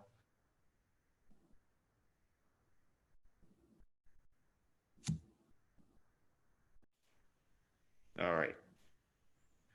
So anyway, that's yeah. I mean, I was just saying that you could, you know, be in, you know, for young people who are doing coaching, it's just it's a great field to start your work career, because you learn about public speaking, you learn a little bit about something, anatomy, you learn about movement, you learn about relationships, you learn about, budgeting and finance, so I think it's a great career and, or a way to start a career at least. And like I said, there's no more jobs, for 30 or 40 years. You don't do that. You don't work for Kodak, or whoever, Coca-Cola or whoever for 40 years anymore, or IBM or the government or whatever. You're going to have 2 or 3 or 4 career. I mean, you might be, if you're 30 years old, you might not even, the technology that you're going to use in your third job is not even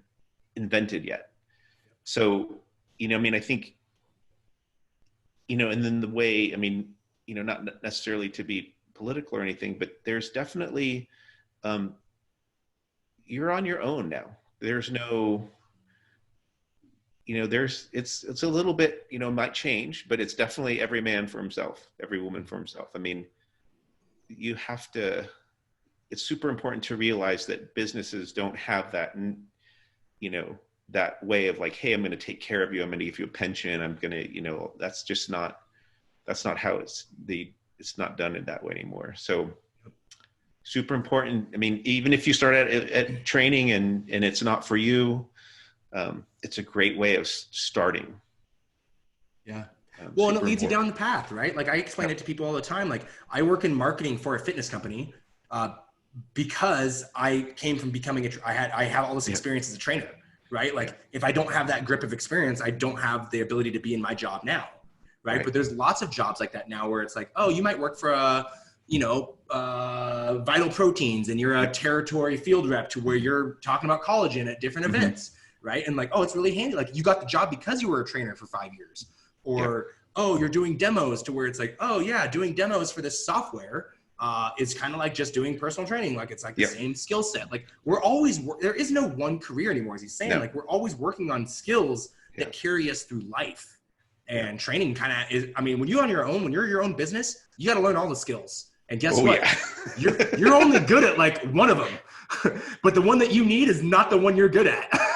So it's like, oh, okay, that's shitty. Cool. Here we go. Right. And life is kind of just like, you got to take it by the horns, right? Like, and why I was really pumped to have Saul on here is because he's been through it and he has to do it still. And like, a lot of this is really, hey, we're all in this together. I don't care if you're a year 1 coach or a year 20 coach, you got 20 certifications or no certifications. I care if you have 1. But to come in and go, all right, what is it that I do well? How do I deliver the experience that's true to me? And then what skills do I need to learn to get better? Right. But it's the same if you work for KPMG as an accountant and you want to move up the chain to be a manager, like, partner, you know accounting, great, good job. You know what GAAP means. You know what a financial statement looks like. You know how to do that. Do you know how to lead? Do you know how to help someone else understand what you do? Do you know how to manage up? Do you know how to pitch this? Do you know how to fix the problem? Like, that's what growing is you got to learn all the shit you don't do naturally. That's the hard part about the young grad is like, you're young, dumb, and full of excitement, and you don't know anything. But you know what you know, and that's, I know what I just got taught in college, and then like, oh, the workforce is nothing like college. So, then it's like, oh, I got to learn how to communicate with my boss. I've got to learn how to deal with criticism. I've got to learn how to deal with failure. I've got to learn how to, oh, this is like, I look at my life as chapters, like a book, like, oh, this is the, you're getting your ass kicked chapter. Oh, this is the, like, this is how, let's see how hard you can work chapter. The like, oh, this is the mindfulness chapter, or this is the like, so it's like, oh yeah, the world's just trying to teach me a different lesson right now. It's hard to be, it's hard to be, accepting of that. And just kind of, I think to a certain extent, like you said before, it takes a little bit of mileage to just see like, oh, there's just times where you just get your butt kicked. And then there's times where you just have to put your head down, and grind through it. And there's, times, when you, like you said, you can be a little bit more open-minded and see, what's nurturing to you and what are your priorities and those things. Those are the fun parts. Totally. Any other questions you got for me that we can talk about while we're here? One last thing. I was super inspired by Carl Hardwick, talking about programming and stuff. And man, one thing that I learned, when I just do the shortcut keys, those are super helpful. But still taking me, well, I'm in the space right now where I'm just kind of really learning how to use the tool and, trying to do the planning part and like all that kind of stuff, and uploading my own videos and all that stuff. Cause I knew, or using, like, knowing which, what exercises your videos are called, and I call them different names. So all that stuff. But my question is like, what do you think is the easiest way to go from, like, taking, 40 minutes or an hour, 60 minutes or whatever to program to, like, getting it down to, like, in a smooth thing, like 30, like that kind of thing?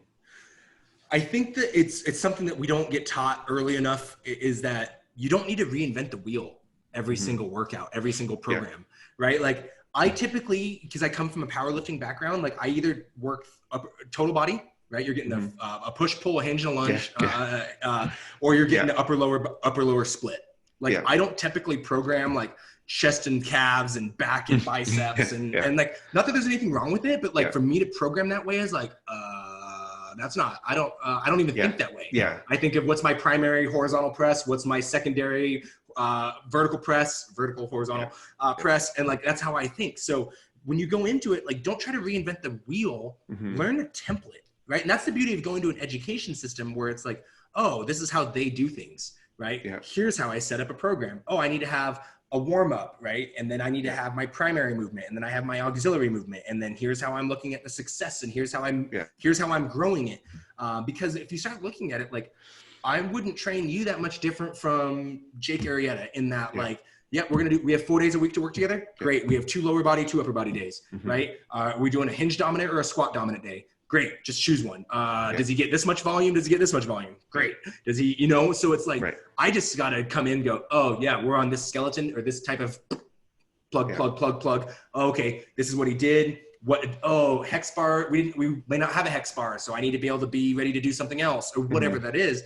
But like, it's not me sitting down going, well, should I do 5 sets of 8 with the hex bar deadlift this week? And then we're going to do Olympic cleans for 4 sets of 12 next week. And then, it's like, that takes a lot of time. Not that random programming doesn't have its place in certain elements, but like, don't think that you need to jump into it and like, you're thinking too much. So it's like being able to go in like, all right, what's a lower body day look like for me? Right? Like, okay, Saul, you're not going to be a power lifter. We're probably not going to do any sort of 1RMs. We're going to do a 1RM every once in a while, right? Because I want to see where you're at. But like day one, it's not the thing. So like, I'm going to take a conjugate style template. And I'm going to switch it out for, instead of a 1RM on Mondays for our max effort stuff, we get like 3 to 5s. Or maybe you're more of a fat loss person or a weight loss person. We're going to do maybe some 6 to 8s, right? Or some 10 to 12s because they're going to do more capacity. Like the template didn't change, right? And like, I can change things as I need. Like, I can throw tri-sets and double sets and conjugate style and tempos and all that crap in there. But the system is the same. And so once you kind of know your own system, that's what makes you, right? A lot of coaches, they dream of potentially selling their own training model someday. And it's like, well, the first question I ask, well, how's that going for you? Right? Like, if you've sold 1 or 2, that, like, let's talk. If you haven't sold any, then like, just be good. It's a different conversation. So, and then at the same time, like, I came from the beauty of powerlifting first before I was a trainer. So I knew what it was like to train in that way before I delivered it. So it was like, oh, I already know what this feels like, right? So like, this is all I know. So it's like, oh yeah, here's the way we work out, right? Whether you're a 70-year-old or a 20-year-old. And then like, not everybody programs the way I do. I don't give a shit how you program. I care that you do it well. I care that you keep people safe. Like, but then it's like, okay, you're gonna have a different way. Like, you might have like, hey, we have a full activation, so we're gonna spend time in quadruped and we're gonna work on different anti-rotational things, and that's our prep work. And that would be like my open chain work. And then we're gonna go into whatever it is. But like, knowing your system. So I would say a big thing that most coaches haven't done is that most coaches have never even had a trainer. Right? So like, how do they know what to expect? Right? If you haven't done it, right? Like, I'm so used to going to courses right now that I'm like, right now we don't get to go to it. I'm not going to any. And I'm like, oh, I want to learn something. So like, I signed up to work with Mike T. Nelson. And I'm like, because I'm trying to work in my sleep and I'm working on a bunch of hormonal stuff. I'm like, no, wait, why would I literally text him. I was like, I got a sleep test back and all my shit was off. And I was like, I like to work through things myself. And I was like, wait, what the fuck are you doing? You have one of the experts in your fucking speed dial. Yeah. Ask him, right? Right? He's like, yeah, man, come on. And I'm like, okay, right, shit, right? But like, even just going and training with him is not how I normally do things. Like, I don't normally track my nutrients. Like, and he has me in chronometer, right, tracking my nutrition because we need to figure out what's going on in my gut. And it's like, what a new experience. It might be something I take that experience and deliver later, maybe not. But yeah, knowing what your system is going to be, it gives you the freedom to just come in like, I know how I train. Yeah. Right. Versus like, if you don't have your system, and you got to kind of be unapologetic with it, right? Like, what's better, 5x15 or 4x3? Like, I don't fucking know. It doesn't matter, right? Like, does it work for you? Is that how you do things? What's the goal? What are they trying to get to? Are they trying to lose mass and you're just trying to get them to move? Then it's dope. If you're trying to get them to get a new 1RM on their deadlift, it's probably terrible. Probably not. So it's, but like understanding, and that's where it comes in. Like, are you even doing the thing that you're good at? Right? Like, if you came into it from powerlifting and you want to work with powerlifters, like, you're going to have a different message than like, you're trying to coach me in powerlifting and you don't powerlift, right? Like, it's such an interesting game. So understanding that, like, who you are. So yeah, if you're trying to really grow quick, learn a system, learn something. Like, there's a great quote, learn the rules like a pro so you can break them like an artist, right? So go to OPEX, learn the way OPEX does things, and then like do their system. And then like, all right, like, I don't know if I really like this element of it, so I'm going to do it this way. Now it's your system. Right? Because there's no reinventing fucking fitness. You didn't invent quadruped. I didn't invent the squat, right? Like, so it's like, we're all teaching some sort of version of someone else's shit, right? Like, if I'm teaching the squat, I'm like, I have to be like, okay, this is how John teaches it, and this is how the other John teaches it, and this is how I teach it, right? But like, choose the one that works best for you, right? Like, because people hear things differently. And like, that's where we get caught up, like, oh yeah, you got to have a lot of different tools in your toolbox. Because if your only tool is a hammer, everything looks like a nail. And not everybody learns by getting pounded with a hammer, right? Some people need a file. Some people need a saw, right? Like, so you got to have like, oh, do I have a saw? Oh, I don't have a saw. I better go learn how to get a saw, right? And like, that's where we start really expanding our training career, is when we start adding the next level skills. But you got to get good at your one skill first. If you're a circuit trainer on the machines, I don't give a shit. Do circuit training on machines, but do it well and do it unapologetically and learn how to do that really well. And then you can move to the next step. So what do you think about like, some people on the group have been asking about, trading templates and stuff like that. What's the best way to do that? Is it just to do the, like an export, and then they can import, say like, hey, I can put it in my Dropbox. There's a template and it's called, whatever, my first 10 sessions. And then here's my video links, on YouTube or whatever, and you can do that. Or like, how would you say, because I know some people who do, original strength, and it's like, oh, how do you mix up? I mean, they already know their own method about like, how do you mix like original strength and kettlebells, for instance, or sandbags or whatever. Like, how would I share with them? Is I just export it, or? Yeah, I mean, there really isn't a way, because I mean, the big thing for us is individual design, right? So like, if I gave you a template that I gave for someone else, like, that's not an individual template for that person. There's a big difference between us talking shop and us sharing ideas, being like, oh, how do you put original strength and kettlebells together? Oh, that's dope. You do it this way, this way, this way. Like, what does that look like in a program? Oh, okay, I see how you put that together. That's really cool. That's a very different conversation than like, I don't know how to put something together. Can I just have your template? Right? Which is what a lot of people are asking for, right? And so it sounds like it, yes. And so it really turns into like, you're asking for someone else's template to sell, right? Like, that means you don't even know your own training system. You don't even have a training system. You don't even have an idea around where you're starting from. Right. So like, it irks me the wrong way, because it's like, you're charging someone money for someone else's shit. Well, there's that. Get away from me. 100% get away from me. But like, I understand, like, hey, learning is different, right? Sharing, like, this is what I'm doing, this is what it looks like. That's a very different experience than like a cut and copy and paste, because it doesn't matter at that level. But what matters is that, like, do you understand what's going on, right? I don't love burpees, but like, there's a place for them. So it's like, why are they doing them? Why are they doing them? Whatever, right? Like, it's just like, so sharing wise, yeah, you can export and share that way, or make them a client. Like the best way I would say is make them a client. Like if, if you wanted to go learn from Joe DeFranco, do you think he's going to send you all his templates versus like, no, you want to learn how Joe DeFranco trains, go train with Joe DeFranco. Yeah. Right. And then experience how it works. Like that's a very different or go to their course where they're teaching it. So like, I don't really love the idea of sharing templates. I'm okay with sharing things and that like we're sharing ideas and sharing, having a great dialogue, but sharing a template for the sake of laziness and unwillingness to go learn the next step is something that I feel is disrespectful to our industry and is disrespectful to someone like you who chooses to spend. How much money have you spent in continuing education, Saul? Yeah. Right. Like probably 10 grand or so probably. Like, I think that's disrespectful to someone to like, oh, you just learned this through a magazine or this thing. Like I can just have this. Like, yeah, fuck you spending $10,000 on all your education to get better at this for real. Yeah. Right. So yeah, I don't really love the idea of sharing templates at all. Yeah. But, or because if you really want to learn from that person, go learn from them. Right. Like if you really like have a Zoom call, like share my screen. Like, hey, here's how I program. This is what I'm, hey, when I choose to do this, and this is what I'm thinking, or this is why she got this, or this is why he got this. Yeah. That's a great conversation to learn about programming. But me giving you my template is like, how many coaches can take a template and like understand what's going on? Right? Like, oh, like they're going to look at like, why are they doing 10 million Turkish get-ups? Versus like, hey, this person's training to beat the Guinness Book of World Record Turkish get-up challenge. Right? Like, oh, okay. That's a very different conversation. Yeah. So yeah, make sure that when you're having these conversations, you're doing it, you're learning, not just trying to get something to get you by. Right. And especially if it's someone, and it's like, yeah, my program probably looks a lot like Mike Robertson's sometimes.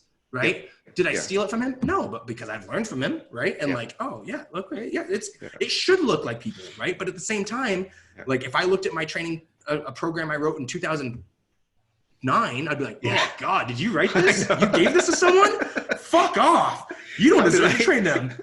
How did they not kill that person? But that's what we should be doing, right? Like if you're not continuing, like if you don't look at your shit from 5 years ago and do that, what have you learned? Yeah. Right?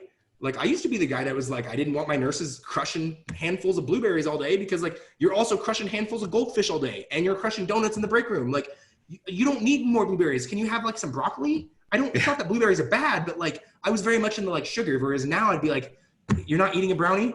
Dope. Right? Like eat that blueberry. Yeah. Right? Like that's a win. Right? Like get anything. I'll take anything I can get. I'll take that. Right. But that's, 12 years of coaching being like, oh yeah, people don't respond to that style. Some people do. Some people give me everything, tell me yes or no, slap me across the face if I don't do it right. They that's what they're there for. That's not most people. Yeah. So yeah, make sure you guys are having that conversation. Learn. I want everybody to learn. Use this group to like, damn, I really like, and that's the thing. Like if you posted something where it's like, hey, if anybody wants to learn about how I program bodyweight and kettlebell together, right? Maybe you jump and you like, hey, here's a Zoom, like, let's do a Zoom call, right? That's a very different thing. You're sharing your screen. Like, hey, if I'm programming for Sam, here's how I would do things, yada, yada, yada, right? That's a really cool way to share what you do and share the knowledge. And it helps like OS out. It helps kettlebell athletics out. It helps, it tells a story about where you were versus like, here it is. It's like, I don't know like you said, the verbiage is different, right? Yeah. I'm going to call it a bear squat and you might call it a fucking 4 points of contact knee flexion drill. Yeah. Right. Or I don't, whatever. Yeah. So it's like, what are you going to do with it? Right. And that's just, we're in that era because of Instagram, right? Like, oh, I see. That's kind of cool. But like, most coaches, like if you throw them dynamic effort box squats and side kick throughs and levitating blah, blah, blahs, what are you going to do with them in 6 months? Because you just gave them the whole bag on day one. Right? Like you got to have a way to scale. Like you got to learn how to make the basics sexy, right? Like, hey, I need like, and that's coaching, right? Like, hey, here's how we get that better, right? Clients don't need a new thing every single week. In fact, they like getting better at it, right? Yeah. Like they don't look at a workout. If you do this, like if I train someone 3 days a week and they're not that great a shape, they're probably doing the same workout pretty close to it all 3 days, right? Like they're Monday, Wednesday, Friday, they're doing like a hinge, a push, and a pull. And it's like, oh, it's the same weight, the same time, right? Yeah. But like, oh, sure, Wednesday felt different than Monday. Yep. Friday felt worse than Wednesday. Yeah. Yep. It was a different experience, but like you gave them the confidence. Like I love nothing more than when my clients text me to like, my new trainer complimented my squat. And I was like, yes, I know. That's awesome. Complimented your squat. Like, if they didn't, I'm fucking pissed, right? Like, what have you been doing, right? But like, that's a great story to where it's like they know to reach out to you because you taught them something, right? Yeah. Did you give them a skill and empowerment and giving that gift? That's what people love, right? Like, oh, wow, you gave me this gift. Like, if you're trying to be so scarcity driven where it's like, I don't share my workouts. I don't want my clients screenshotting my workouts. Like, oh my God, really? Like screenshot, like let them have them. Like they're not gonna do anything with them, right? Like, or if they do to someone else, right? If they do, it's like good. If you can take those 3 workouts and you can do them for the next 3 months and be consistent with them, 2 thumbs way up. It's better than you doing the shit you were doing before, right? So or not, right? If the stuff you weren't doing before. Yeah. So wins are wins. Yes. Right. And but you know, honoring where we've all been. Right. And I get when you're new into it, a lot of people get into fitness. They're like, I want to be a trainer. And then like, they just like to work out. But like, how did you learn how to work out? What were you doing? Were you just learning from magazines? Okay. Now what do you got? Right. Yeah. Do you know the why? Why does 4 seconds of tempo different than doing velocity based training? Yeah. I don't know. Right. Like you got to go ask those questions. And that's where you start growing in your career to where you have the ability to articulate the message to everybody you talk to. I don't care if it's Grandma Betty talking to you. I don't care if it's a kid talking to you. It's now like, your training so well to where you're in the grocery store talking about whatever. And like, I can relate my style of training to your goal. Is it climbing a mountain? Fuck yeah, it's climbing a mountain. Is it like not being in pain so I can dance with my daughter? Yeah, it's not being, it doesn't matter, right? Because they're not signing up for sidekick throughs. They're signing up so they can dance with their daughter and go climb a mountain. You just happen to give them sidekick throughs, right? Like, that's just the part we have to get to, and we have to understand why you do things, and you have to understand why you choose to do things. And that makes, when you know that, and to practice, right? Like most coaches, I mean, you got to practice writing programs. Yeah. You want to write a program in 19 minutes? Yeah. You better write a lot of programs. Yeah. Right? Like shit. Like or your speech, like I was talking to you about this woman that's my chiropractor, she's been doing it for 20 years and she still says, oh yeah. Cause I was telling her, one time, oh, I'm working on my, my delivery of my speech or whatever. And she goes, oh yeah, I do that all the time. It's like 20 years, you're still working on it? And she's good, but she's always, she's always getting a little bit better, kind of taking some things out, putting some other things in, that you're always, it's like this kind of a constant improvement, mindset, I guess growth mindset or whatever. Pretty inspiring. You're going to do it. I mean, like you said, if you don't love what you do, you got to do something else because you're going to have to put in some hours. Shitty hours, not fun hours. Like, why cover it up? Like, if you want to be in it, like, you're willing to get your fucking face beat for a minute, right? Like, and it's going to be hard, and you're going to look up and be like, do I really want this? Right? Like, and if we don't get there, like, if you can't answer that question, you're not going to survive tumultuous times. Right? Like, so make sure you love it. Make sure you really want to do it. So, Saul, man, this was a great jam, man. We just talked for like an hour and a half. It was awesome. We could talk all day, which I would love to. But like, really awesome. I love getting to hear your insight, your story, and how you've learned and digested all this content. Hopefully it was fun for you to do it as well. But I just really appreciate how great you've been in the group, how much you've shared, and what you've learned and how you approach this process. And just a ton of respect for it. So thank you so much for just being you and being fucking awesome. And just, thank you. I want nothing but the most amazing success for you. So please feel free to reach out to me anytime you need. But thank you so much. Thank you. Appreciate it. Yes. Thank you. We'll talk. Hopefully we'll talk another time. Absolutely. Absolutely, brother. Have a great day.